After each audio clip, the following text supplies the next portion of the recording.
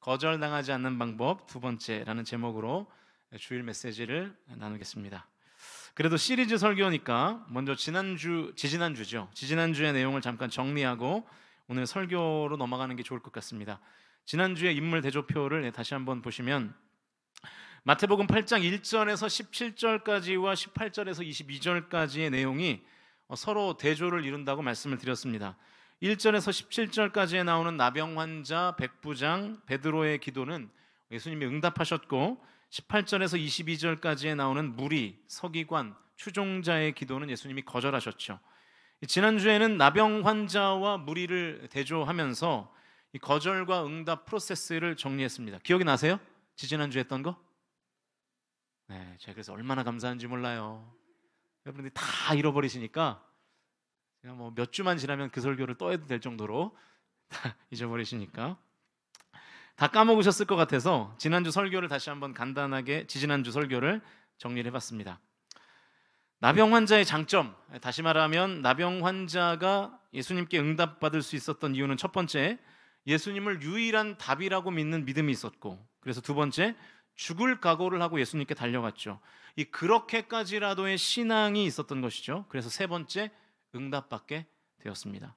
무리의 단점은 그냥 보시면 될 것 같아요. 더 얘기하지 않겠습니다. 저렇고 저래서 저렇게 거절을 하겠습니다.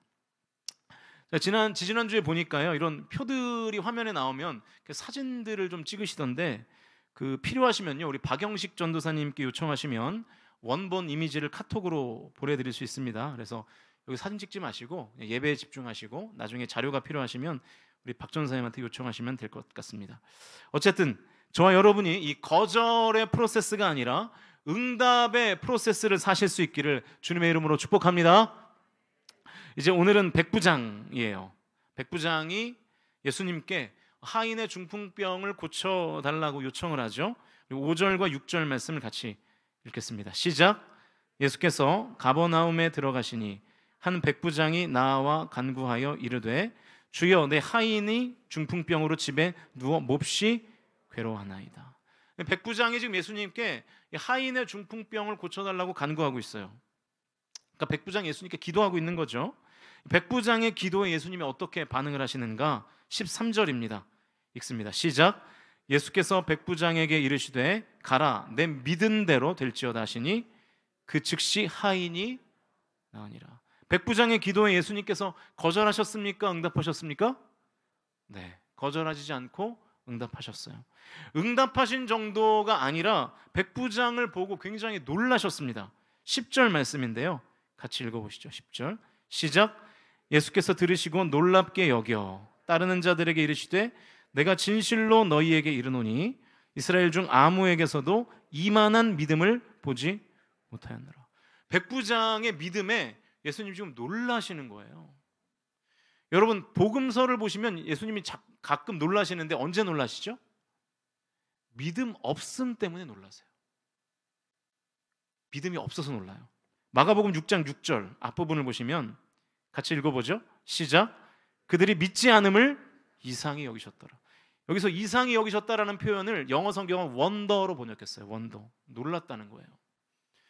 무슨 얘기냐면 믿음이 없어서 예수님께서 놀라셨다는 거예요. 믿음이 있어야 될 것 같은데 믿음이 없는 거예요.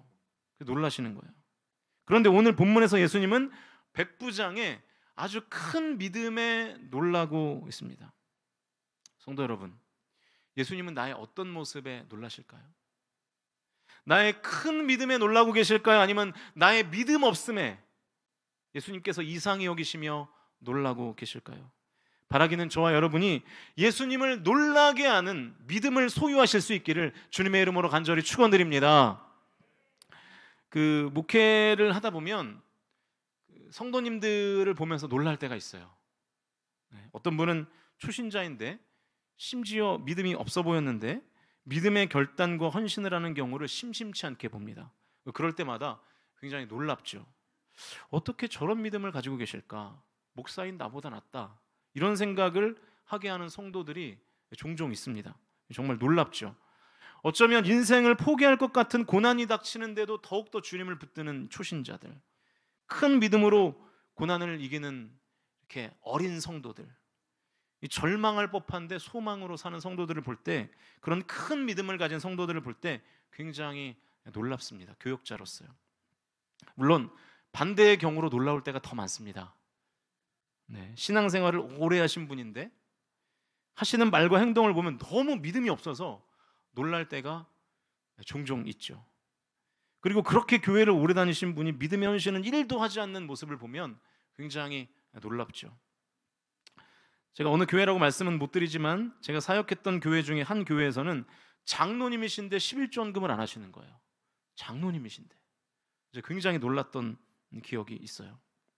사실은 충격적이었죠. 그 당시에는 김 집사님과 이 권사님과 박 장로님이 헌금에 대한 이야기를 나눕니다. 주제는 하나님께 헌금을 얼마를 드리는 게 적당한가였어요. 김 집사님이 먼저 방법을 제시해요. 이렇게 하면 어떨까요? 땅에 줄을 하나 거놓고 내가 가진 돈 전부를 하늘로 던집니다. 그래서 줄 오른편에 떨어진 돈은 하나님께 드리고 줄 왼편에 떨어진 돈은 제가 가지면 되지 않을까요? 이렇게 방법을 제시한 거예요. 이 말을 듣고 있던 이 권사님이 더 좋은 방법이 있다 그러는 거예요. 그러지 말고 땅에 원을 하나 그려놓고 하늘로 던진 다음에 원 안으로 떨어지는 돈은 하나님께 드리고, 그리고 원 밖으로 떨어지는 돈은 내가 가지면 되지 않겠나? 이제 이렇게 얘기를 했다. 여러분, 웃긴 얘기입니다. 좀 웃으십시오. 뭐 돈 얘기만 나오면 그렇게 심각해지셔가지고 헌금하라고 지금 얘기하는 게 아니에요. 네. 이 김 집사님과 이 권사님의 이야기를 듣고 있던 박 장로님이 이 김 집사님과 이 권사님 막 혼내는 거예요. 세상에 그렇게 헌금을 드려가지고 이게 되겠냐고, 그렇게 믿음이 없어서 되겠냐고. 그러면서 자기는 가진 모든 돈을 다 하나님께 드린다는 거예요. 이 박 장로님의 말을 듣고 두 집사님과 권사님이 놀란 거죠. 장로님 진짜 믿음이 대단하십니다. 이 두 집사님의 칭찬을 들은 박 장로님이 그러시더래요. 나는 가진 돈 전부를 다 하늘로 던져. 그리고 나서 하나님께 이렇게 기도해. 공중에 머무는 것은 주님의 돈이고 땅에 떨어지는 건 다 내 돈이고, 이렇게 기도한다는 거예요. 네. 그래서 김 집사님과 이 권사님이 너무 놀라서 기절했다는 그런 우스갯소리죠. 네. 사랑하는 성도 여러분, 큰 믿음으로 예수님을 놀라게 하실 수 있기를 축복합니다. 믿음이 없어서 예수님이 놀라는 일이 없기를 바라요. 그거는 정말 비극입니다. 한평생 신앙생활을 한다고 했는데 예수님이 나의 믿음 없음을 보고 놀라신다면 평생의 신앙생활이 이거 부정당하는 거잖아요. 그런 일은 없어야겠죠. 저 여러분이 오늘 본문의 백부장처럼 예수님을 놀라시게 하는 믿음을 갖게 되시기를 주님의 이름으로 간절히 축복합니다. 네, 아멘이 적을 줄 알았습니다. 네.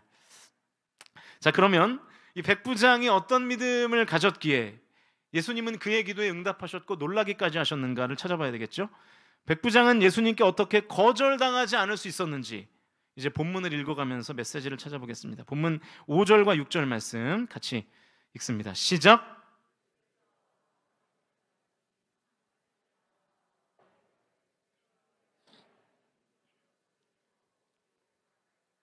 네, 한 백부장이라고 나오죠. 백부장은 어떤 사람일까요? 윌리엄 바클레이라는 성서 신학자는 예수님 당시 1세기 백부장의 역할을 이렇게 설명합니다. 화면으로 보시죠. 제가 읽어드리겠습니다. 백부장은 로마군의 중추였다. 로마군의 1개 군단에는 6,000명의 군사가 있었다. 이 군단은 100명의 군사를 거느린 60개의 백인대로 나뉘었고 이 백인대의 지휘관이 백부장이었다. 이 백부장은 로마 군대에서 장기간 복무하는 정규병이었다. 그들은 연대의 규율을 책임졌고 군대를 하나로 결속해주는 시멘트였다. 백부장들은 로마 군대에서 가장 우수한 인재였다. 이게 예수님 당시에 1세기의 백부장을 설명하는 문구입니다. 자, 그러면 백부장은 유대인일까요? 이방인일까요? 유대인이에요? 이방인이에요? 이방인이죠. 백부장은 로마 사람이잖아요. 게다가 군대의 관료였습니다. 그러니까 이게 무슨 얘기냐면 유대인을 통치하는 로마 군인이라는 뜻이잖아요. 잘 생각해 보세요. 이방인이고 유대인들을 통치하는 로마의 군인이 유대인들과 사이좋게 지낼 수 있었을까요? 그럴 수 없죠. 유대인들이 백부장을 좋아했을까요? 설마요. 그럴 리가요. 마치 그 우리나라와 일본과의 관계 비슷했겠죠. 우리는 일본 사람은 일본 사람이라고 안 부르죠. 뭐라고 부릅니까? 네, 뭐 답이 다 나왔어요. 네, 일본 놈과 이제 쪽이 들어가는 단어로 이제 부르죠. 제가 어렸을 때는 그 친구들을 놀릴 때 이런 노래를 불렀거든요. 일러라 일러라 일본 놈. 이거 아세요? 울산은 이런 거 안 했나 봐요. 아, 그렇군요. 네. 그러니까 고자질하는 사람을 나쁜 사람이라고 생각하는데 그 나쁜 사람을 일본 사람이라 그러는 거예요. 일본 놈이라고 그러는 거예요. 이게 아무런 연관관계가 없는데도 그렇게 얘기를 하는 거죠. 그러니까 우리가 일제 강점기를 겪지 않았어도 일본에 대한 강한 거부감이 있잖아요. 그래서 일본과 국가대표 축구를 하면 반드시 이겨야죠. 뭐 지면은 뭐 죽는다는 각오로 떠야 되잖아요. 네. 로마의 군인과 유대인들의 관계가 아마 이랬을 거라고요. 더하면 더했지 덜하진 않았을 겁니다. 지금 다만 압제를 당하는 중이니까 차마 표현을 못하고 있었을 뿐이죠. 그런데 오늘 본문에는 이 숨겨져 있는 그 의외의 장면이 있어요. 오늘 본문과 같은 내용을 전하고 있는 병행 구절이 누가복음 7장 1절에서 10절까지인데 오늘 본문에는 생략된 내용이 있습니다. 누가복음 7장 2절과 3절 말씀 같이 읽겠습니다. 시작. 어떤 백부장의 사랑하는 종이 병들어 죽게 되었더니 예수의 소문을 듣고 유대인의 장로 몇 사람을 예수께 보내어 오셔서 그 종을 구해 주시기를 청한지라. 이 마태복음에는 백부장이 직접 예수님께 간구하는 것처럼 되어 있는데 이 장면을 조금 더 자세히 기록한 누가복음을 보면 백부장이 직접 예수님께 간구한 것이 아닙니다. 예수님 대신에 백부장의 기도 제목을 예수님 대신에 간구한 사람이 있어요. 그게 누굽니까? 유대인 장로였어요. 청했다는 표현으로 봐서는 부탁일 것 같은데 백부장과 유대인 장로들은 이 지배자와 피지배자의 관계잖아요. 부탁일까요? 명령일까요? 백부장의 청에 대한 유대인 장로들의 반응을 보면 확실히 알 수 있을 겁니다. 7장 4절 같이 읽어보죠. 시작. 이에 그들이 예수께 나아와 간절히 구하여 이르되 이 일을 하시는 것이 이 사람에게는 합당하니이다. 그러니까 누가 간구하고 있냐면 지금 유대인 장로들이 예수님께 간구하고 있는 거예요. 유대인 장로들이 백부장 대신에 예수님께 간구했습니다. 그러나 이 4절 말씀만으로는 지배자의 강압적인 명령을 받은 피지배자의 굴종인지 아니면 정말로 돕고 싶은 마음으로 예수님께 청을 넣은 건지가 분명하지 않습니다. 그러나 5절을 보면 확실해요. 5절 같이 읽어보죠. 시작. 그가 우리 민족을 사랑하고 또한 우리를 위하여 회당을 지었나이다. 자, 나 대신 유대인 장로에게 예수님께 간구해달라는 백부장의 말은 명령이었을까요? 부탁이었을까요? 부탁이었습니다. 어떻게 할 수 있나요? 유대인 장로들의 고백을 보면 알죠. 그들은 백부장을 이렇게 평가합니다. 그는 우리 민족을 사랑하는 사람입니다. 그리고 백부장이 우리를 위하여 회당을 지어줬습니다. 교회를 지어줬다는 거예요. 얼마나 좋습니까? 누가 우리 교회도 좀 지어줬으면 좋겠는데, 그죠? 네. 무슨 뜻입니까? 이 감정적인 교류와 실제적인 도움이 이 백부장과 유대인들 사이에 있었다는 거예요. 이것을 심리학적인 용어로 설명을 하면 백부장과 유대인 사이에는 라포가 형성되어 있었던 것입니다. 그러니까 사랑을 주고받는 사이였고요. 그래서 유대인 장로들이 기꺼이 이 백부장의 기도 제목을 예수님께 대신해서 전할 수 있었던 것입니다. 게다가 또 물질적인 도움까지 준 거잖아요. 회당을 지어줬으면.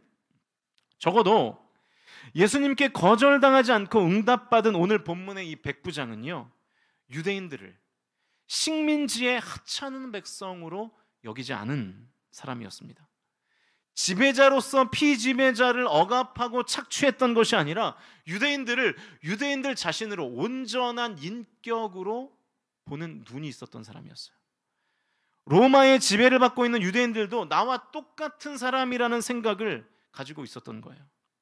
식민지 백성들에게 무슨 인권이 어딨어, 지배받는 족속들이 무슨 종교활동이야, 이렇게 생각하지 않았다는 거예요. 다시 말하면 백부장은 사람의 본래적 권위를 인정할 줄 아는 그런 사람이었습니다. 이 확신을 더욱더 굳혀주는 증거가 있는데요, 백부장의 기도 제목 자체에 있습니다. 여러분, 백부장이 지금 누구를 위하여 기도하고 있나요? 8장 6절 말씀입니다. 같이 읽어보시죠. 시작. 이르되 주여 내 하인이 중풍병으로 집에 누워 몹시 괴로워하나이다. 하인을 위해서 기도하고 있어요. 종입니다. 노예예요. 당시의 노예는 인간이 아닙니다. 말하는 동물이었어요. 말하는 개였어요. 그냥 소유물이었어요. 물건 취급을 당하는 사람들이 하인, 종, 노예였습니다. 여러분, 물건이 망가지면 어떻게 하죠? 버리죠. 그리고 새 물건을 사죠. 휴대폰이 망가지면 어떻게 하죠? 버리고 새로운 걸 사잖아요. 제가 지난 샤인워십 때 제 휴대폰이 고장나면 바꿔야 된다는 얘기를 했다가 청년들한테 얼마나 혼났는지 몰라요. 사모님 휴대폰이 더 오래됐는데 왜 목사님 거 먼저 바꾸냐는 거예요. 사모님 먼저 바꿔야지. 요즘 우리 교회 제 편이 없는 것 같아요. 가만히 보면은 이 장로님들이 좀 편히 뭐 하십니까? 장로님들 좀 편히 대해주셔야 되는데. 네. 아무튼 이 휴대폰이 망가지면 버리고 새 휴대폰을 사잖아요. 당시에 노예들이 그랬습니다. 노예가 병들면 버리고 그냥 새 노예를 사면 됐어요. 당시에 노예는 그냥 소모품이었기 때문에. 하인이 병들면 버리면 그만이에요. 그런데 이 백부장은 어떻습니까? 그의 하인을 소모품 취급하지 않아요. 온전한 인격으로, 온전한 사람으로 봐주는 거예요. 백부장은 하인을 있는 그대로의 인격으로 인정하는 그런 사람들이었습니다. 백부장은 유대인들을, 그리고 유대인의 장로들에게도 그렇고 하인들에게도 그렇고 얼마든지 하대할 수 있었어요. 낮춰서 볼 수 있었어요. 막 부려먹을 수 있었어요. 그러나 백부장은 그렇게 하지 않았습니다. 인간이라면 누구나 마땅히 누려야 되는 인권을 인정하는 그런 사람이었어요. 더 간단하게 말하면 백부장은 인간을 인간답게 보는 눈이 있는 사람이었습니다. 식민지의 백성들도 그렇고, 그리고 노예도 나보다 아래에 있는 사람으로 여기지 않았다라는 것이죠. 자, 그러면 백부장이 예수님은 어떻게 봤을까요? 예수님, 본문 8절 다시 한번 읽겠습니다. 8절입니다. 시작. 백부장이 대답하여 이르되 주여, 내 집에 들어오심을 나는 감당하지 못하겠사오니 다만 말씀으로만 하옵소서. 그러면 내 하인이 낫겠사옵나이다. 마태는 이 부분도 좀 디테일하게 기록하진 않았는데 누가복음으로 다시 한번 가보시죠.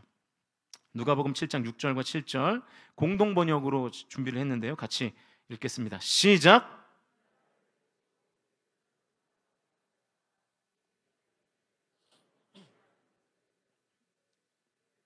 친구들을 시켜 예수께 전가를 보냈다.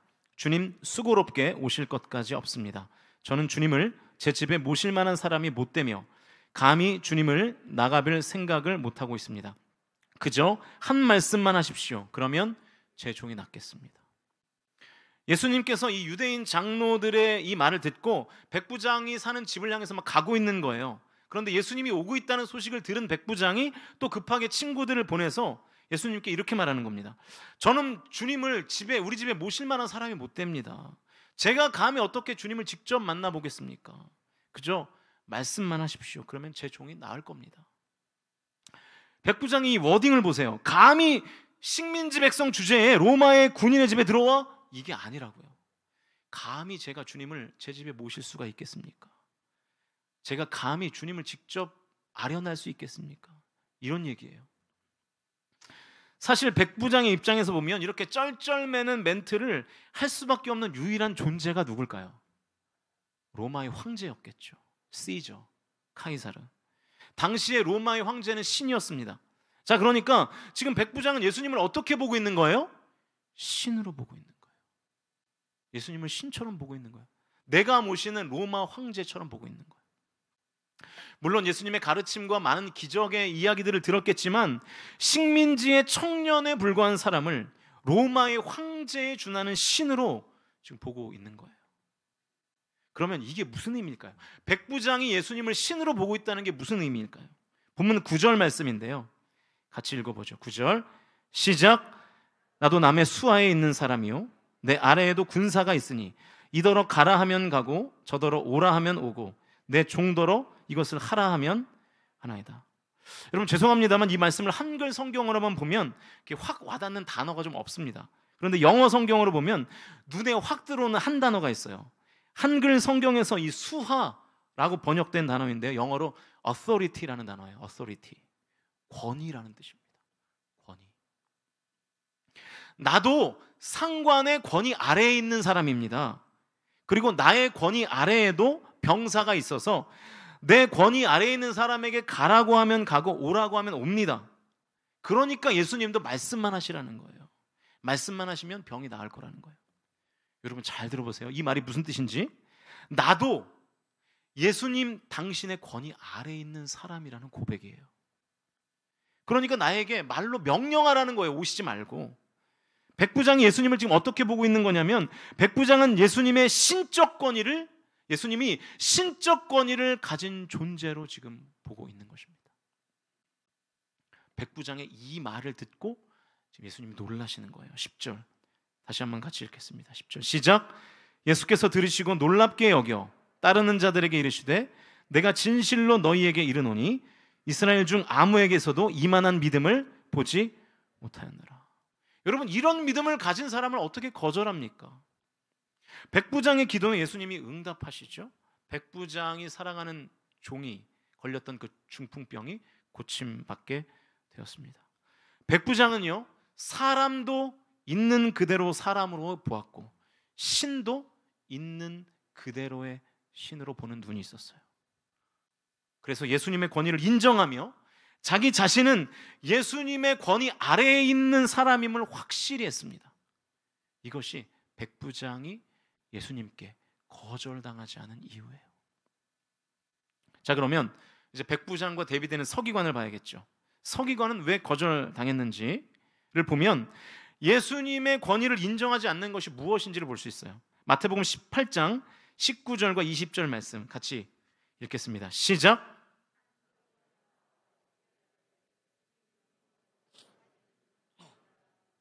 예수께서 이르시되 여우도 굴이 있고 공중의 새도 거처가 있으되 인자는 머리 둘 곳이 없다 하시더라.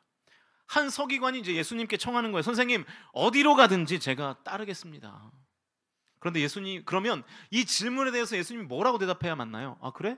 그래라 그러든가, 아니 왜? 싫어 라고 대답해야 되잖아요. 예스와 노로 대답해야 되잖아요. 그런데 예수님께서 뚱딴지 같은 말씀을 하세요. 여우도 굴이 있고 공중의 새도 거처가 있는데 나는 머리 둘 곳이 없다. 동문서답이죠. 예수님께서 이상한 행동을 하시거나 이상한 말씀을 하실 때에는 거기에 메시지가 있는 거거든요. 이 말씀을 이해하려면 이 서기관이 어떤 사람인지를 알아야 돼요. 이 프레드릭 페비 브루스라는 신학자의 설명을 인용해서 말씀드리겠습니다. 여러분은 화면으로 보세요. 제가 읽어드립니다. 일종의 학자로 보면 된다. 에스라 시대부터 인정받는 토라 교사이자 해설자였다. 이런 일을 하려면 지성과 실력 그리고 연구에 필요한 제대로 된 도서관과 조용한 장소가 필요했을 것이다. 서기관이 랍비를 따라가는 것은 스승의 지도를 받아서 스승의 명성을 함께 나눈다는 의미이다. 랍비의 명성이 높아지면 그의 문화생들도 출세했다. 자, 이 설명을 참고할 때 예수님께서는 왜 갑자기 서기관에게 나는 머리 둘 곳이 없다 이 말씀을 하셨을까요? 서기관은 예수님이 머리 둘 곳이 없다는 사실을 알게 되면 따라오지 않을 것이라는 것을 아셨기 때문입니다. 예수님께서 지금 돌려서 거절을 하신 거예요. 왜냐하면 이 서기관에게는 도서실과 연구실이 너무나 중요하거든요. 그러니까 자기 자리가 있어야 돼요. 그런데 예수님은 나는 지금 잠잘 곳도 없어 이렇게 얘기하시는 거예요. 그런데 무슨 거기에 도서관이 있고 무슨 거기에 연구실이 있겠습니까? 그러니까 예수님을 안 따르는 거예요.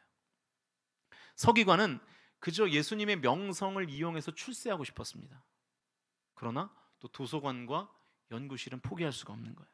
그래서 결국 예수님의 문화생이 되지 못했죠. 서기관은 그저 예수님의 명성을 이용해서 출세하고 싶었습니다. 그래서 예수님이 서기관을 거절한 거예요. 서기관은 예수님을 이용하려고 했어요. 어쭈? 네가 날 이용해 먹으려고 그래? 어림도 없다 여놈아. 예수님이 거절하신 거예요. 자, 그러면 여러분, 권위의 반대말이 뭘까요? 이용입니다. 이용. 권위의 반대말이 왜 이용일까요? 왜 이용일까요? 권위는 뭡니까? 권위자보다 내가 아래에 있는 거예요. 나보다 권위자를 높이는 겁니다. 그러나 이용은 어떻습니까? 내가 이용 대상보다 높아져 있는 거예요. 내가 고수고 이용 대상은 하수라고 생각하는 거예요. 이용 대상을 하대하는 거예요. 그러니까 이 권위와 이용은 완전히 반대되는 개념입니다. 백부장은 예수님의 권위를 인정했고 서기관은 예수님을 이용하려고 했어요. 그래서 예수님은 이용하려는 서기관을 거절하셨고 권위를 인정한 백부장을 용납하시고 응답하셨습니다. 성도 여러분, 하나님의 권위를 인정하며 하는 성도의 기도에 하나님은 응답하실 줄로 믿으실 수 있기를 주님의 이름으로 축복합니다. 그러나 하나님을 그저 이용하려는 성도, 이런 성도를 성도라고 말할 수 있을지는 모르겠지만 이런 성도의 기도는 하나님이 거절하십니다. 여러분은 예수님을 왜 믿으시죠? 여러분 자신에게 냉정하게 한번 물어보십시오. 나는 교회를 왜 다니는가? 나는 예수를 왜 믿는가? 예수가 그리스도여서, 예수가 나의 구원자시고 나의 구주와 주님이어서 나는 예수님을 따라가는 것인가? 아니면 예수님께서 이용 가치가 있기 때문에 그 주님을 따르는 척하는 것인가? 예수 믿으면 이 땅에서 성공할 줄 알고, 예수 믿으면 이 땅에서 돈을 많이 벌 줄 알고, 예수 믿으면 이 땅에서 내 자식들이 잘 될 줄 알고, 이것만 가지고 예수님을 따르는 것은 아닌가 하는 것이죠. 이제 말씀을 정리하겠습니다. 나는 예수님의 권위를 인정하는 사람인가, 예수님을 이용하는 사람인가 알 수 있는 방법이 있어요. 울산에 사니까 이런 예를 들어보면 여러분이 쉽게 이해를 할 것 같아요. 이 큰 병에 걸리면 울산에서는 잘 해결이 안 될 때가 있죠. 많죠, 사실은. 지방에 사는 것이 안 좋은 부분이 바로 이 병원이잖아요. 그래도 울산은 이제 울산대학병원이 있어서 좀 나은 편인데, 위중한 병에 걸리면 이제 서울에 있는 큰 병원에 가지 않습니까? 그렇게 먼데 여러분 왜 가십니까? 그 큰 병원에? 거기에 내가 걸린 질병에 대한 권위자가 있기 때문에 가는 거죠.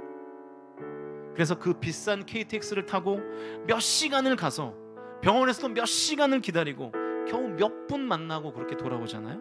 왜 그렇게 하시죠? 그분이 권위자니까요. 다시 예약을 잡고 몇 월 며칠 몇 시까지 오라 그러면 또 그 날짜에 맞춰서 가요, 안 가요? 갑니까, 안 갑니까? 가시잖아요. 왜요? 그분이 내가 걸린 질병의 권위자니까요. 이것이 정말로 권위라고 인정하는 대상에게 하는, 아니 할 수밖에 없는 행동이에요. 자, 예수님에게도 그렇게 하십니까? 예수님이 오라고 하시면 여러분 오시나요? 예수님이 가라고 하시면 갑니까? 예수님께서 이거 하라고 하면 이거 하라 그러면 하십니까? 백부장처럼 주님 말씀만 하십시오, 다 됩니다, 이렇게 예수님의 권위를 인정해드리고 있나요? 이런 믿음이 있으세요? 이게 권위를 인정하는 믿음입니다. 예수님을 놀라게 하는 믿음이에요. 저와 여러분이 예수님의 권위를 인정하여 예수님을 놀라게 하실 수 있기를 주님의 이름으로 축원드립니다. 그리고 여러분 꼭 기억하실 게 있어요. 우리가 예수님의 권위를 인정해야 예수님의 보호도 받는 거예요. 다시 한번요. 예수님의 권위를 인정해야 예수님의 보호도 받아요. 다시 한번 예를 들어볼게요. 우리 교회는 3명의 부교육자들이 있습니다. 다들 얼마나 헌신적으로 섬기는지 몰라요. 제가 참 복이 많은 사람이다 항상 이렇게 생각합니다. 또 서로 안 싸우고 잘 지내요. 네, 교회마다 부교육자실에서 싸움이 일어나는 경우가 종종 있는데 너무 친하게 잘 지내요. 제가 너무 감사해요. 지지난 목요일에도 부교육자들 2가정이 같이 바닷가에서 이제 치킨과 피자를 먹으러 간다는 거예요. 오해하지 마십시오. 저도 초대를 했습니다. 초대를 했는데 제가 안 간다 그랬어요. 다음날 월삭이어서 또 혹시 다 제가 가면 또 이렇게 불편할까봐 제가 안 간다 그랬는데 치킨 사 먹으라고 돈만 좀 주고 말았습니다. 괜찮죠? 멋있죠? 많이 못 줘가지고 좀 미안한데 여러분 우리 부교육자들이 제가 일을 지시하면 잘할까요? 못할까요? 어떻게 하셨어요? 잘해요. 너무 잘해요. 제가 요구하는 대로 잘 움직여줘요. 그래서 제가 더 책임감을 느껴요. 왜요? 우리 부교육자들이 저를 담임 목사로서의 권위를 인정해 주거든요. 그래서 저는 담임 목사로서 부교육자들을 또 보호하려고 애를 써야 되는 거예요. 왜냐하면 그게 담임 목사가 해야 될 일이니까요. 그게 담임 목사의 역할이니까요. 제가 저분들의 담임 목사가 아니라면 저렇게 챙기고 보호할 이유가 없죠. 많이 못 챙겨주시면요. 근데 만약에 가정이에요. 가정. 또 지금껏 졸다가 또 이 부분만 들으시면 안 됩니다. 가정이에요. 부교육자들이 제가 일을 지시하는데 하나도 안 해요. 문서 하나 만들려고 그랬더니 한 달씩 걸리고, 또 또 우리 김성림 목사님 만약에 가정입니다. 가정. 아니 뭐 김승민이나 김성민이나 모음 하나 차이인데 되게 일 시키네. 우리 박영식 전사님이 뭐 나보다 드럼도 못 치면서 찬양에 대해서 되게 아는 척 하시네. 막 이런다 그러면 가정입니다. 그런 일이 없었어요. 네. 그럼 제가 부교육자들을 챙기고 보호할 마음이 들까요? 안 들까요? 안 들죠. 자, 여러분도 적용해 보세요. 그거를. 여러분 예수님의 권위를 인정하십니까? 그냥 뭉뚱거려서 아 그러는 것 같아, 그게 아니라 정말로 그러는지가 중요합니다. 예수님이 가라고 하시면 갑니까? 예수님이 오라고 하시면 오나요? 예배하라고 하시면 예배하십니까? 기도하라고 찬양하라고 하면 기도하고 찬양하시나요? 용서하라고 하면 용서하십니까? 용서를 구하라고 하면 용서를 구하시나요? 이게 권위를 인정하는 거예요. 권위 있는 의사가 오라고 하면 오고 가라고 하면 가는 것처럼 예수님께도 그렇게 하고 있는가? 우리가 사랑하는 성도 여러분, 진심으로 요청드립니다. 예수님의 권위를 인정하는 믿음을 회복하실 수 있기를 주님의 이름으로 간절히 축원드립니다. 이게 아니면 우린 예수님을 이용하는 것뿐이에요. 그래서 여러분 우리가 너무 믿음이 없어서 예수님을 놀라시게 하지 말고 예수님의 권위를 인정하는 믿음으로 예수님을 놀라시게 하시는 성광의 모든 가족들이 다 되실 수 있기를 주님의 이름으로 간절히 부탁드립니다. 그래서 저와 여러분이 하나님께 거절당하는 인생이 아니라 하나님께 용납되고 하나님께 기도할 때 다 응답받는 은혜의 역사가 나타나는 삶이 되시기를 주님의 이름으로 간절히 축원드립니다.